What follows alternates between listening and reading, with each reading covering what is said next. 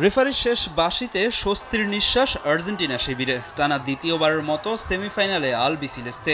উচ্ছ্বাস শুরু গোটা বিশ্বের আর্জেন্টাইন সমর্থকদের। কানসাসে আকাশী নীল সমর্থকদের বাঁধ ভাঙা উল্লাস। এবারের বিশ্বকাপে নিজেদের দ্রুততম গোলের দেখা পেয়েও আর্জেন্টিনাকে লড়াই করে জিততে হয়েছে সুইসদের বিপক্ষে। গ্রুপ পর্ব থেকে সেমি, এই লম্বা সময়ে কঠিন পথ পাড়ি দিতে হয়েছে লিওনেল মেসিদের। নকআউট পর্বের প্রতিটি ম্যাচেই সমর্থকদের চিন্তায় রেখেছে আলবিসেলেস্তেরা। শেষ মুহূর্তে এসে কামব্যাক করে জয় তুলে নেওয়া ডিফেন্ডিং চ্যাম্পিয়নদের নিয়ে আত্মবিশ্বাস বেড়েছে তাদের। তবে আর্জেন্টিনার কাছ থেকে আরও ভালো ফুটবল দেখতে চান সমর্থকরা। এক গোলের সমতায় আমার হার্ট অ্যাটাক হওয়ার মতো অবস্থা হয়েছিল, কিন্তু দ্বিতীয় গোলটার পর পুরো চিৎকার দিয়ে উঠেছে। কাজটা কঠিন হবে, তবে এই দলটা দেখিয়ে দিয়েছে যে জিততে হলে তাদের শেষ রক্তবিন্দু পর্যন্ত লড়তে হবে। আমরা পূর্ণ বিশ্বাস নিয়ে মাঠে নামছি।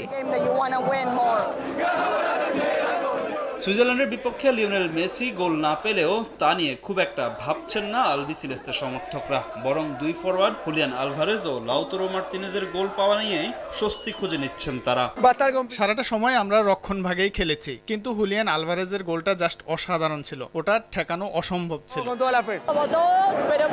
আজ আমি এতটাই খুশি যে বিশ্বাসই করতে পারছি না। আর্জেন্টাইন হওয়ার চেয়ে গর্বের আর কিছুই নেই।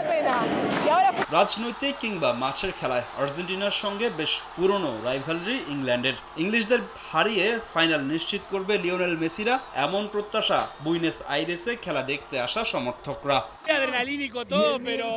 আমরা ইংল্যান্ডকে হারাতে যাচ্ছি। ম্যাচটা কঠিন হবে, আমাদের অনেক ভুগতে হবে, কিন্তু আমরা তো অনেক দিন ধরেই ভুগছি। আরেকটু না হয় ভুগলাম। ম্যাচ দেখতে এসে আর্জেন্টিনায় ফেরার ফ্লাইট মিস করে ফেলেছি, কিন্তু তাতে কিচ্ছু যায় আসে না। এই জয়ের জন্য সবকিছুই বিসর্জন দেওয়া যায়। আগামী বৃহস্পতিবার টানা দ্বিতীয়বারের মতো ফাইনালে যাওয়ার লড়াইয়ে ইংল্যান্ডের মুখোমুখি হবে আর্জেন্টিনা।